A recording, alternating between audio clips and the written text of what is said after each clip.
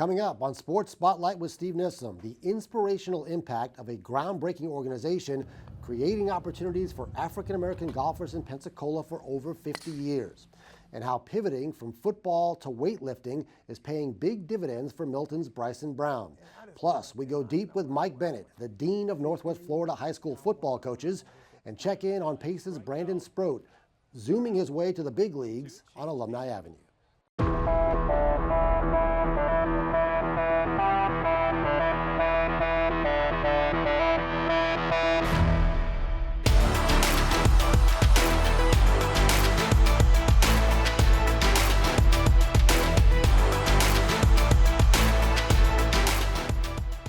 Welcome to Sports Spotlight. I'm Steve Nissom.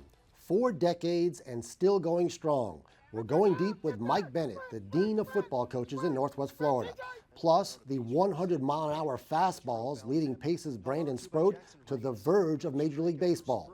And the power and determination that's fueling a remarkable rise in weightlifting for Milton's Bryson Brown. But we start with the Par 4 Golf Club. The organization literally changed the game for African Americans in Pensacola. They recently celebrated a milestone that highlights over half a century of making a difference for generations of minority golfers. Everybody get to the same time. After he returned from serving in Vietnam in 1968, Raymond Griff and some of his friends took up the game of golf. But as African Americans, their options on where to play in Pensacola were very limited. Either the federally run course at Softly Field or at Osceola, the only city facility that would allow them in. Nowhere else in the city could walk in the gate, unless you're a caddy. It was frustrating, but in my era, you learn to live with things. You learn how to take it, push a little harder, take it, push a little harder, until you justify yourself that you have done all you can do to get where you should be. Griff decided to reach out to 8 of his golfing buddies with a new idea.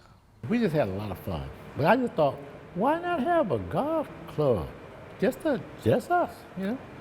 And little did I know that just forming a golf club and all the other golfers in Pensacola, black ones, that didn't know about us, hey, y'all got a golf club, I want to join. The Par 4 Golf Club was founded with the original 9 in 1968, but kept attracting new members like Walter Wallace. By joining them, I got a new atmosphere, a new way about golf. And then how it's involved and how you can meet and greet people in the fellowship. You can't beat the fellowship. As the club continued to grow, it started to have a real impact on the golfing opportunities for Pensacola's African Americans. It started opening up in Pensacola. Golf course say, okay, come and play with us. Well, let's face it, it's all about money, okay? You give all your money to Osceola, give us some of this money. You know, so, okay, well, we'll spread it around. You welcome us, we'll come. What started as a social club became something more in 1976. They created a nonprofit, the Par 4 Charities, and started hosting an annual 2-day tournament. Joining a circuit of African American-led tournaments throughout the Southeast, the Par 4 event thrived, bringing in as many as 200 players.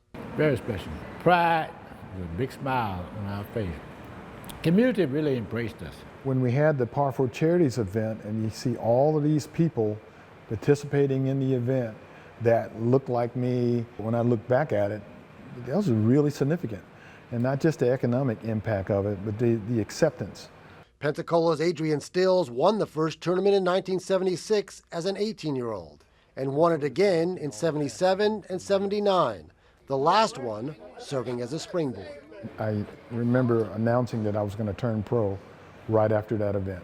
With Par 4 members stepping up to help sponsor him, Stills would go on to reach the pinnacle of golf, qualifying for the PGA Tour in 1985. Literally, they helped launch my professional career in the game of golf, along with developing me as a junior. The Par 4 tournament became an annual staple, creating a significant impact on the African American community. The organization donated money to worthy causes and hosted clinics for junior golfers every summer. Every year we get a card back from 2 or 3 of them, thanking us for showing me they love golf. Par 4 has given different high schools in the past scholarships for students that we identified. Those efforts for juniors were a precursor for the nationally respected First Tee organization opening a local chapter in 2003. Stills came home to run it, with Par 4 members as pivotal volunteers. We never paid them. They would be here rain or shine regardless. They were all just gung-ho in trying to get kids in the game of golf because they knew the stuff that you were learning from it. In 2016, the tournament was renamed the Calvin Washington Memorial in honor of their longtime tournament chairman. The event kept going strong until the pandemic in 2020 and would go dormant for 4 years. But even with numbers greatly diminished since their heyday, the Par 4 Golf Club found a way to bring the tournament back in 2024. We just didn't know how many golfers we were going to have, but we knew one thing, that we had to make it happen. We could not prolong it, because once you prolong it, it dies out. So we were happy that they did come back. In June, Par 4 celebrated their 50th anniversary tournament. They know an influx of youth is needed to continue to persevere, and plans like a junior tournament next year are in place. But regardless of what is to come, the lasting impact of the Par 4 Golf Club is undeniable. The club brought a sense of togetherness for African American golfers. It also brought credibility. The game, Par 4 charities are inseparable in developing who I am. It's a huge legacy what Par 4 has given us. One time I think about it, look what has happened with just getting together just to go play golf. I'm proud of it, very proud of it. I'm hoping that the young people can look at us and see, if they did it back in 1968, why can't we keep it going? Not too many athletes on the Gulf Coast earn college scholarships in weightlifting, but Milton's Bryson Brown is exceptional in many ways. Remarkable talent and drive, along with the willingness to pivot, are lifting him to impressive heights. Bryson Brown's dad played college football, and as he started excelling in the sport, the plan seemed clear. Yeah, football was the first dream. It was the goal was to make it to the NFL. But as a freshman at Milton High School, one of his football coaches recognized his natural ability as a weightlifter and sent him to Joey Palladino, owner and head coach at 3P Weightlifting.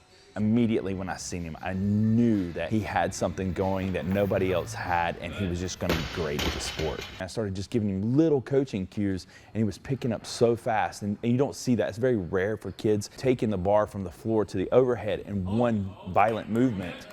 The technique usually falls down, whereas with Bryson's case, he kind of just naturally had that bar path, and he could just send the heavy weight up. Bryson needed more convincing. His main focus remained on the football field as an explosive wide receiver and running back. But in limited time with weightlifting, he was finding incredible success. As a freshman newbie, he finished third at the state meet. And as a sophomore, Bryson came home state runner-up. At the time, I didn't really think anything of it, but everybody around me was telling me how good I was, but at the time, I really didn't see it. As it went on, I started to love it more and more because it made me more competitive in everything I did. He's loaded with natural ability, but his rise in the sport is due to so much more. His work ethic is what sets him apart from everybody else. He's able to put in the work and put his head down. He is a true definition of a quiet professional.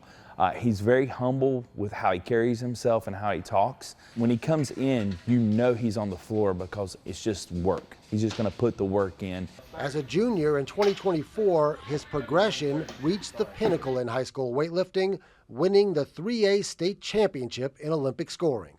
It was a surreal feeling because the year before I had tied for first place and I lost because I weighed more, but I actually came back the next year and I won it the right way, and it made me feel good that since I lost, I put my mind to something and I actually achieved it. The accomplishments kept getting better. In the summer of 2024, at the USA Weightlifting Nationals in Pittsburgh, Bryson took home a junior national championship. The moment was not too big. I thought that I would do fine in the environment. If I have the potential and I know in my mind that I could do something, it doesn't matter the environment that I'm in. I just have to put it at the forefront and just do it. That led to a spot on Team USA and an invite to the Pan Am Games in Ecuador. In a heartbreaker, A clerical error in paperwork meant he wouldn't be allowed to compete. But Bryson was still allowed to travel with the team, and at a training session in Ecuador, he produced a lift that would have won the gold medal. It was a mixed emotion type thing because it didn't count, but at the same time it was good to know that I would have won and I didn't just come here for no reason. Mike Gatone, the head coach for Team USA, was like, hey, that is amazing. Keep it up. You'll be back on Team USA. Bryson consistently displays an incredible inner drive, and there is no doubt about his motivation. I don't want to let my parents down. That's the main thing. I just want to do what's best for me and to show them that they did a good job raising me. He's also quick to give a lot of credit to Coach Palladino. The cues that he gives and all the things that he tells me to do as I lift, those, they stick with me through each and every time I lift, no matter where I'm at, school or here. I always remember those and they allow me to make improvement each and every time. As a senior in 2025, he had to move up 2 weight classes and still finish second in the state in both Olympic and traditional scoring. It's all led to a college scholarship with LSU Shreveport, one of the top programs in the nation. Those dreams of the NFL have been replaced by a new lofty goal. I think with dedication and devotion, he could possibly make the 2028 Olympics as a weightlifter. I think about it every time I lift, really. I really believe that I have the ability and opportunity to make it to the Olympics. And it's going to take me being coachable a lot and allow myself to continue to work and never give up, even if it gets hard, even if it gets to a point where I'm not hitting certain numbers I used to hit. I just can never give up and I have to continue to push through it because I know I have the potential to be able to make it to it.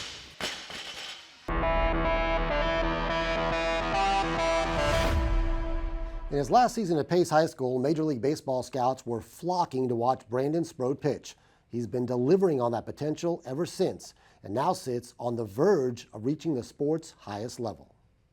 New York Mets president David Stern summed it up best when talking about Brandon Sproat this year. Quote, "It's tough not to be impressed," end quote. The Pace High grad is zooming up the Mets system since they made him a second-round draft pick in 2024. The starting pitcher jumped 3 levels in his first pro season.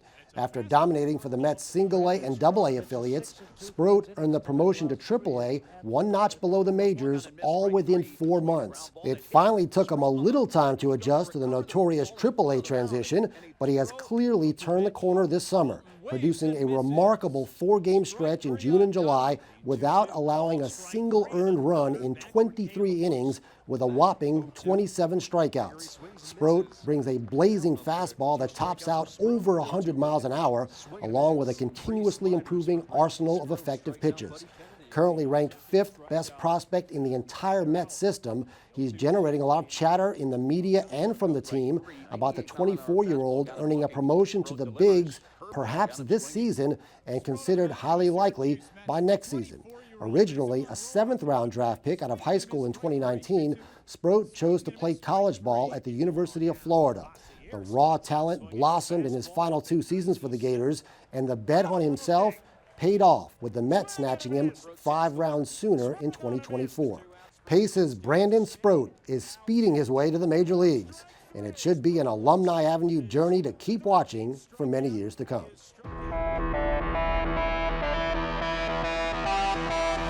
Mike Bennett is the Dean of High School Football Coaches in Northwest Florida. He's been teaching the game for 40 years, 30 as a head coach, the last 8 at Escambia. You don't last that long without being a consistent winner, and that includes leading Pensacola High to a state championship in 2009. We're thrilled to have Mike Bennett going deep with us. Mike, thanks for being here. I appreciate you having me. You played at Tate in the late 70s under, Carl Madison. Calling him a legend is not doing justice. I mean, it's a super legend. So what was it like playing under a guy like Carl Madison? Well, I tell all the time, if Coach Madison probably saved me, and like he saved a lot of kids, because I did play at Woodham the first year, and I wasn't, I didn't take anything very seriously. And but I got with Coach Madison, and I was on the straight path, and he was just that guy that we all just wanted to do well for. Coach Madison was unbelievable. At what point did you realize that you wanted to be a coach? When I was an assistant for Bobby Taylor, who was our defense coordinator. His class I used to call roll. Taught me how to do all kinds of things, and I just knew right then. I want to teach PE, and I want to be a football coach. All right, well, you played some college ball, Faulkner in North Alabama, but then you got your first coaching job in 1985 at Booker T. Washington, DB coach. So what was the feeling when you landed your first job? What was your feeling of getting in there? Oh, it was awesome. Blair Armstrong, Charlie Armstrong, man, it was, I owe a lot to them, taking a chance on me, and Sherman Robinson, the principal. They were just awesome people, and I learned a lot that first year, and then Coach Jimmy Nichols came in the next year, and it kind of took off, and I owe a lot to Coach Nichols also. So was it natural right away when you started doing it? Was there a learning curve for you to kind of get your feet under how you wanted to coach? Oh, no doubt. I mean, and I'll be honest with you, I went into girls basketball practice on a regular basis and watched Ronnie Bond coach. Yeah. And I remember Coach asked me one time, "Hey, Mike, what you doing here all the time?" And I said, "Coach, I want to see how you really coach." And I watched him, and I watched he coached the girls just like he coached our football players. I mean, so I learned so much from coaching, how to treat kids, just how to coach from Coach Bond. Yeah, another amazing legend. Won multiple state championships there in Washington with the girls Lady Cat program. All right, so you were there for several years at Washington. Then you had an opportunity in 1992 to go to Puerto Rico as a head coach. How did that materialize? Yeah, I got the job over there, and stayed for 2 years, and we were successful. It wasn't near as good as football as Pensacola, especially in the 80s and 90s, and that's where I was at for 2 years, and loved it. You just took a leap of faith, and I'm going to go to Puerto Rico. And I got to get a head coaching job somewhere. That's what I always say. Yeah, so you did, but now you came back. After 2 years there as an assistant first at Pine Forest under another legend, Jerry Pollard. That's a theme in this area. So what was it like coaching under Jerry Pollard? Jerry and I, we stayed in contact all the time when I was over there, and I love coaching with Jerry. Jerry was he was hard nosed. In my opinion, he was the best defensive coordinator that I've ever had to coach against. His defenses were what I think I want our defenses every year to be like. He was hard-nosed, fair with everybody, but he was a heck of a football coach. And you had some epic battles with him, especially defensively over the years, but we'll get into that. So you left there, you were only there for 1 year, because you got another head coach job at Northview, which was a brand new program. So what was the feeling of getting that job and then starting a program at Northview? It was a great job, great people, great place. For me, I was used to coaching the bigger schools, and it was hard to adjust to it. But like I said, the kids, I'm still in contact with Chad Lashley today. And I talked to him not too long ago, and some of the other kids I see, and they're grown men now. But it was a lot of fun up there. All right, because you only did that for 1 year because Pensacola High came calling, the oldest football program in the state of Florida, and you get that head coaching job. I mean, what did that mean to you to land that in 1996? It was kind of crazy. Mr. Malloy called me in the summer, and he told me he was moving me to. He said I want you to go to Pensacola High and be the head football coach, and that's how it happened. And what I did then, and I'll be honest with you, I'd heard the kids were going to leave and they were going here and there, and myself and Coach Raymond Corner got in the car. We went to every senior's house that was on the roster, and we started out with DeMontre Carter, of course, because we want to make sure we kept DeMontre. But we went to everybody's house, and I talked to parents and I talked to kids, and we didn't lose a one, and pretty good. We were 12-2 and got to the semifinals and had a really good year.